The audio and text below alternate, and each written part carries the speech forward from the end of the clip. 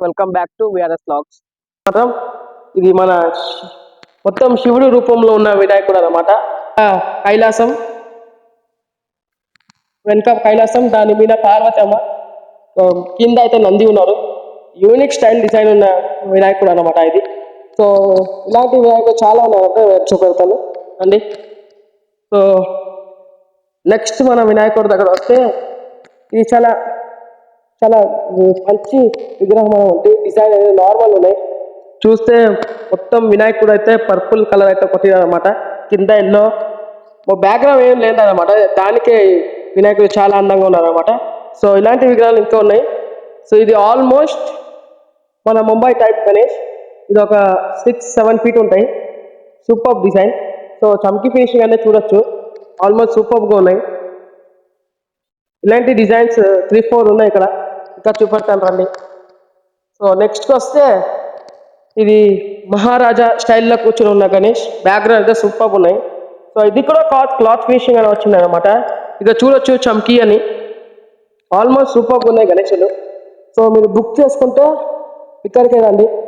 So next చూస్తే ఇక unique స్టైల్లో కూర్చొని ఉన్న విగ్రహం అన్నమాట. సో యూనిక్ స్టైల్ ఇది, దీనికి క్లాత్ ఫినిషింగ్ అనేది లేదనమాట.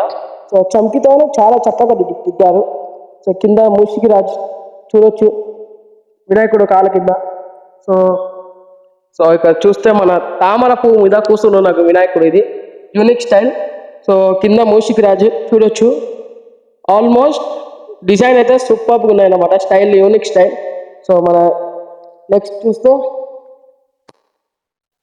సో ఇక్కడ చూస్తే గ్రీన్ బ్యాక్గ్రౌండ్ అన్నమాట. ఆల్మోస్ట్ మన మహారాజా స్టైల్లో కూర్చుని ఉన్న వినాయకుడు అన్నమాట.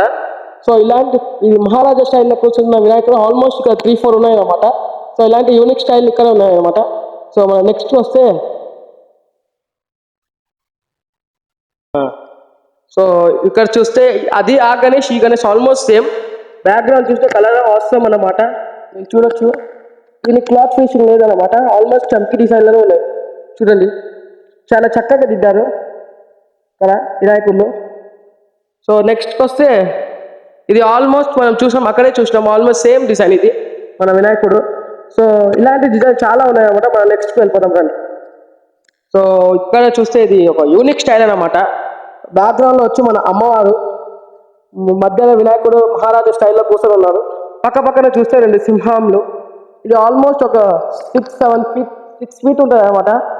ఫినిషింగ్ అయితే సాలిడ్ వచ్చింది అనమాట. మీరు ఇక్కడ చూడొచ్చు, ఆల్మోస్ట్ ఫినిషింగ్ సూపర్గా వచ్చింది.